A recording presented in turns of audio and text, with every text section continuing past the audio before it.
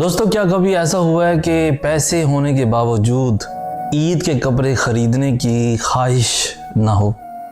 क्या कभी दिल इतना बोझल हुआ है कि नए कपड़े भी बेकार लगने लगे? अगर हाँ, तो ये कहानी, ये वीडियो आपके लिए, इसे एंड तक ज़रूर देखिएगा। दोस्तों, ईद के कपड़े और वो खोई हुई खुशी। बचपन में जब बाज़ार से कपड़े ख़रीद कर लाते थे तो उन्हें बार बार निकाल कर देखते, खुशी से हर वक्त पहनने की ज़िद करते।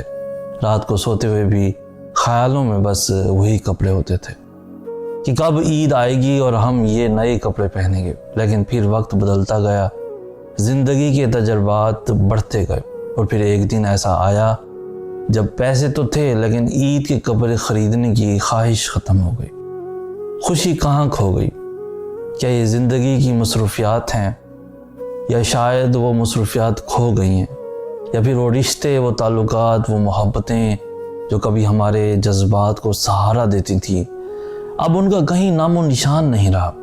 या शायद ये वो अधूरे ख्वाब हैं जो पूरे ना हो सके।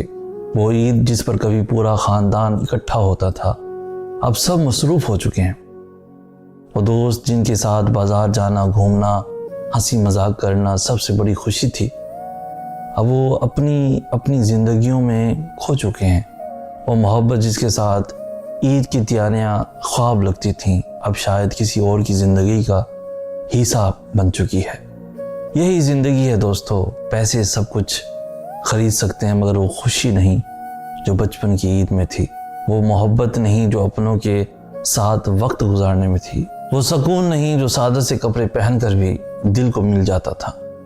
अब बाज़ार के महंगे तरीन कपड़े भी उस खुशी को वापस नहीं ला सकते जो बचपन के सस्ते मगर खुशियों भरे कपड़ों में थी। आखिर में कभी कभी ज़िंदगी हमें सब कुछ देकर भी वो खुशी नहीं दे पाती जो कभी किसी मामूली सी चीज़ में छुपी होती थी।